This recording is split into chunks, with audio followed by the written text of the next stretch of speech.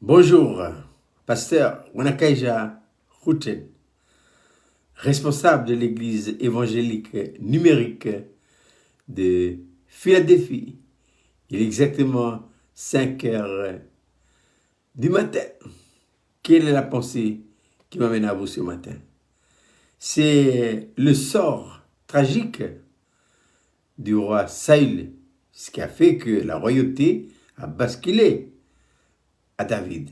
Et pourquoi? J'ai lu le texte avec nous. 1 Chronique chapitre 10, la mort de Saül, versets 13 et 14. Il est dit ceci. Saül mourut parce qu'il se rendit coupable d'infidélité envers l'Éternel, dont il n'observa point la parole, et parce qu'il interrogea et consulta ce qui évoque les morts. Il ne consulta point l'Éternel, alors l'Éternel le fit mourir et transféra la royauté à David, fils d'Isaïe. Quelle est l'erreur fatale de Saül? Il n'a pas consulté l'Éternel. Et c'est le mot consulter que j'aimerais méditer avec vous ce matin. Consulter, c'est demander l'avis de Dieu. À partir du moment où nous sommes réellement nés de nouveau, voilà. Qu'est-ce que la nouvelle naissance? La nouvelle naissance, c'est l'acceptation en soi d'une nouvelle vie. Quelle vie? La vie de Dieu. Et quand la vie de Dieu est venue en nous, où? C'est pour ça. Ce sont des précisions qui vont basculer notre vie chrétienne. C'est que le Saint-Esprit a introduit la vie de Dieu où? Dans notre esprit. Et c'est depuis notre esprit que nous émettons des vœux à l'Éternel. Voilà. Donc, qu'est-ce qui consulte en nous? Ce qui va consulter maintenant, c'est mon esprit. Nous devons apprendre à fonctionner avant. Quand on n'est pas né de nouveau, ou on est né de nouveau, on n'a pas reçu l'enseignement de la croix, c'est l'âme qui travaille. L'âme consulte, l'âme demande, elle agit involontairement. Ah oui? Elle ne demande pas l'avis de Dieu. Maintenant, il faut dire ceci, l'âme maintenant devient quoi? Un élément entre les bonnes mains de l'esprit pour amener la consultation. Voilà. C'est l'esprit. Et pourquoi l'esprit? Parce que quand je dis Abba Père, mon Père, c'est pas l'âme, c'est mon esprit. Et pourquoi? Parce que la vie de Dieu est dans mon esprit. Voilà. C'est pour l'apôtre Paul dira dans sa lettre aux Romains, le Saint-Esprit rend témoignage à mon esprit que je suis enfant de Dieu. Saisissons bien ces petits tournures là, c'est important. Notre esprit maintenant, nous devons apprendre à le faire fonctionner. Voilà. Je prends l'exemple. Je suis devant un cas. Que faut-il faire? Je ne sais pas ce que je sais pas. Je suis embêté.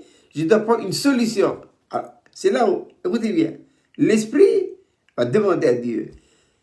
Seigneur, que faut-il que je fasse? Mais c'est l'esprit qui transmet la question. Mais qu'est-ce qui amène la question? C'est l'âme.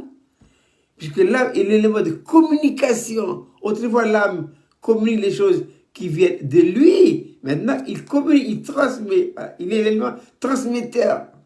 Il transmet quoi? Il transmet à Dieu la pensée de l'esprit. Seigneur, que faut-il que je fasse? Et quand Dieu ne répond pas à l'âme. Non, Dieu répond toujours via l'esprit ou sa intuition. Vous savez, Dieu répond à l'intuition et l'intuition instruit l'âme, l'élément de mon intelligence, de la réponse de Dieu, ce qu'il faut faire. Et ce qui est maintenant très bien, c'est qu'on a compris maintenant qu'avec l'esprit, il faudra l'utiliser, soit pour les choses de la vie courante, voilà, soit pour le service de Dieu, ou soit pour la guerre spirituelle.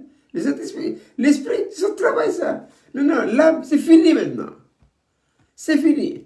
L'âme, elle attend pour exécuter. Elle exécute les ordres qui viennent de l'esprit. L'esprit dit à l'âme, demande ça à Dieu. Que moi, je veux ça. Je ne comprends pas. Que faut-il que je fasse? Dieu répond. Il ne répond pas à l'âme, il répond à l'esprit. Voilà. Et l'esprit donne à l'âme la réponse, et l'âme, elle manifeste un sentiment de paix, de repos. Ça répond à la question que l'apôtre Paul dit dans Romains chapitre 8. Or, l'affection de la chair, c'est la mort.